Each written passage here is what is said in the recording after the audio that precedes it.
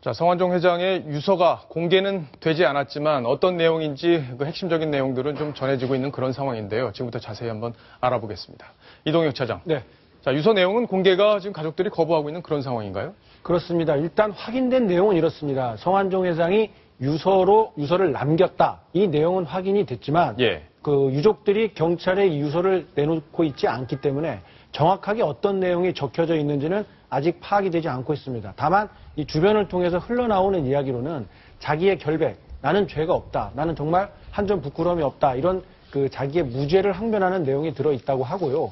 그리고 간단하게 장례를 치러라라는 이 장례 절차에 관한 어머니 묘소에 묻어달라는 내용도 들어있다. 뭐 이런 내용이 흘러나오고 있는데 아직까지 정확하게 어떤 내용인지는 아직 100% 확인된 내용은 아닙니다. 예. 이남희 팀장. 네.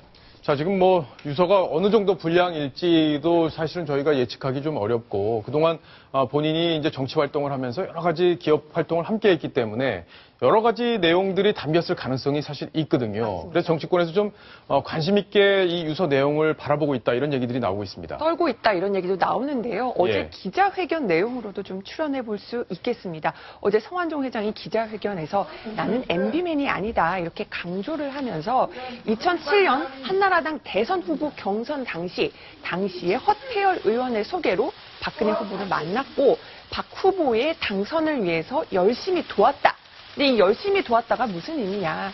경선 자금을 지원한 게 아니냐. 뭐 이런 추측까지 나와서 어제 뭐 동아일보 기자가 직접 묻기도 했는데 여기에 대해서 그냥 뭐 열심히 일했다는 뜻이다. 성 회장이 이렇게 답변하기도 했습니다만 특별히 이 유서에 결국은 특별히 정치인들, 현역 정치인에 대해서 어떤 뭐 돈을 지원했다거나 이런 내용이 담겼다면은 정말 파괴력이 엄청나다. 이런 얘기까지 나오고 있습니다. 그렇군요. 박성원 논설위원. 네. 실제 이제 본인의 억울함을 풀기 위해서 극단적인 선택을 했다 이렇게 봐야 될 텐데 그런 내용까지 유서에 담았을까요? 그렇진 않았을 가능성이 높지 않을까 이런 전망도 해볼 수 있겠는데 어떻습니까?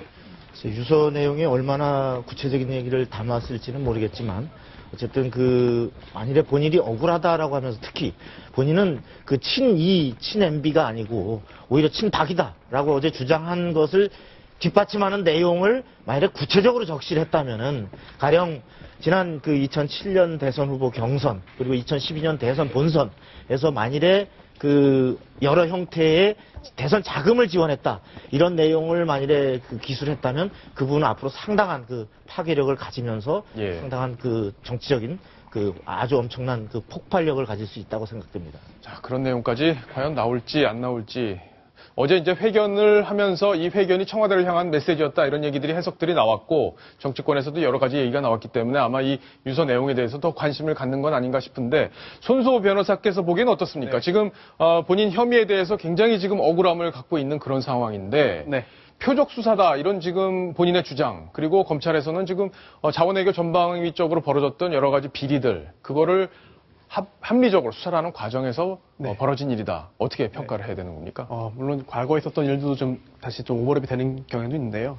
일단은 고인이 됐기 때문에 좀 조심스럽습니다. 하지만 일반적인 그런 수사의 진행을 볼 때 검찰이 수사를 하면서 영장을 청구한다는 것은 어느 정도의 증거가 있다는 것을 의미하거든요. 또한 영장이 기각됐을 경우에는 이렇게 열심히 해놓은 그런 자원외교 비리 수사 전체가 한 번에 이제 멈출 수 있는 그런 위험이 있기 때문에 제가 짐작하건대 검찰에서 어느 정도 증거를 확보한 상태에서 영장 청구한 것이 아니냐 이렇게 생각이 되고요. 또한 어제 성완종 전 회장이 그런 눈물을 흘리면서까지 구명을 촉구하는 듯한 뉘앙스를 풍기면서 기자회견을 했던 것도 법적으로는 뭔가 해결되지 못하는 그런 불리한 점이 있다는 것을 직감적으로 알았기 때문에 혹시 한 것이 아니냐 이런 합리적인 의심을 할 수밖에 없습니다. 하지만 중요한 것은 일단 800억대 대출, 사기 대출 그리고 250억대 횡령 혐의가 있는데 지금 현재 그 사실이 앞으로 수사가 정말 진행돼서 밝혀질 수 있을 것인지 아니면 여기서 중단될 것인지 이 부분은 굉장히 좀 중요한 부분이라고 보이고요.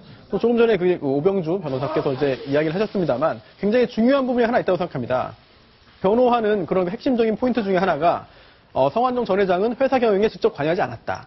다른 사람이 전문 경영인이 했다라고 했는데요. 예. 그렇다면 지금 성완종 전 회장이 사망함으로써 성완종 전 회장에 대한 수사가 진행되지 못한다 하더라도 경남 기업의 어떤 운영, 전반적인 그런 자금 흐름을 조정했던 다른 사람이 있다면 그 사람에 대한 수사는 앞으로도 이루어질 가능성은 여전히 남아있지 않겠느냐. 그런 짐작도 할 수 있겠습니다. 네. 박성훈 논설위원. 네. 그렇다면 이 유서가 공개가 될까요? 안 될까요? 그게 참 궁금한 그런 부분일 텐데 가족들이 지금까지 공개하지 않고 있는 상황인데 어떻게 예상을 할 수 있겠습니까? 뭐 유족들의 판단에 따라야 되겠지만 아마 그 고인의 어떤 명예를 회복하는데 예.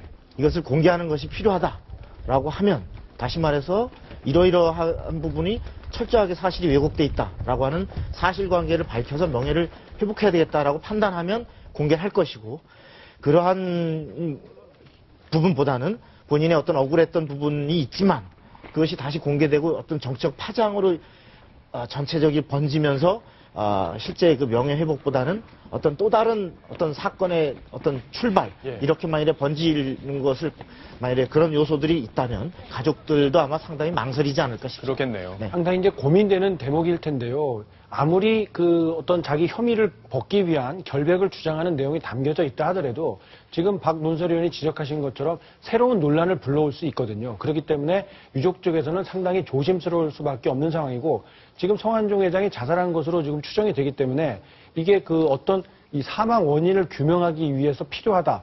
이렇기 때문에 경찰이 압수수색을 해서라도 이 유서를 확보를 해야 한다. 이런 명분이 지금 없는 상태거든요. 그렇기 때문에 유족들이 이 명예를 어떤 회복하는 결정적인 증거가 담겨 있다라고 판단하지 않는다면은 유서가 공개되는 것은 좀 어렵지 않을까라는 판단이 듭니다. 예. 네, 또한 유서의 지금 공개 여부에 대해서도 좀 같은 의견인데요. 그 이전에 유서에 과연 어떤 내용이 있을 것인가 좀 짐작을 해보자면 보통 이제 좀 전에 자막도 나왔습니다만 생명을 걸고 이름에 누가 되지 않도록 하겠다. 예. 그런 이야기를 이제 수사 과정에서도 했고 또 최근에도 했다고 합니다. 그렇다면 정말 그 어떤 그 자금을 제공했다는 그 사실이 있다고 가정하더라도 그런 사실을 과연 유서에 남겼겠느냐. 그리고 또 가족들에게 그 사실을 공개할지 말지 굉장히 어려운 숙제를 남겼겠느냐. 이런 점에서는 구체적인 그런 그 자금 제공의 그런 내용까지는 들어있지 않지 않겠느냐. 그런 짐작을 할 수 있겠습니다. 예. 유서의 내용들이 파괴력이 있을 수 있기 때문에 지금 정치권에서 관심을 갖고 있는데 가족들이 어떤 선택을 할지 저희가 한번 또 지켜보도록 하겠습니다.